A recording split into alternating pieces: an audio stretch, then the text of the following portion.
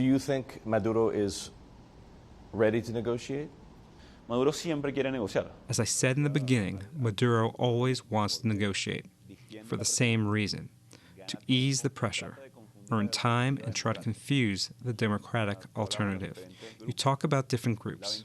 Today, the advantage is that together we have set the possibility of an agreement that will be negotiated, facilitated dialogue, the support of the international community, a very clear petition, and the guarantees we have talked about a few days ago. Now the question is, does Maduro want an agreement?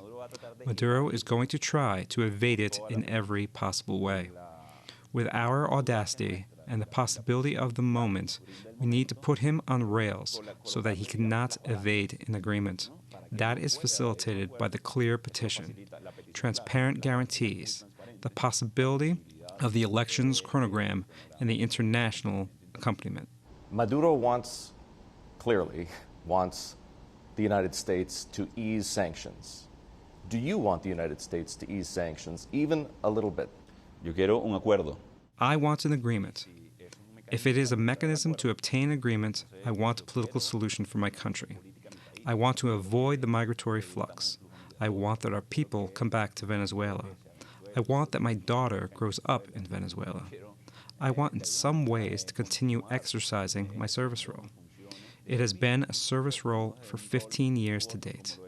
I have been in public service since I was very young, since my college years. Now, the sanctions cannot be lifted until there is a clear disposition that can be verified, that is irreversible, that is a possibility for a solution. If not, we fall into Maduro's trap.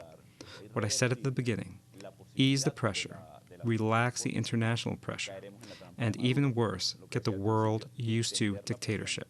These dictatorial regimes want to win by wearing out, by getting the world tired of fighting, by getting Venezuelans tired of demanding.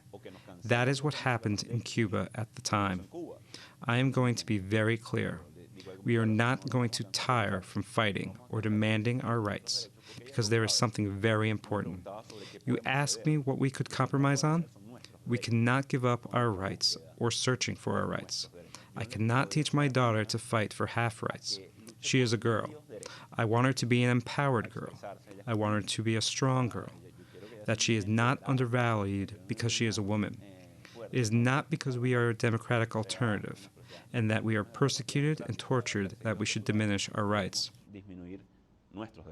So important for me to clarify then, without an agreement, a firm agreement, without a clear path forward, you do not favor an interim easing of sanctions in any way.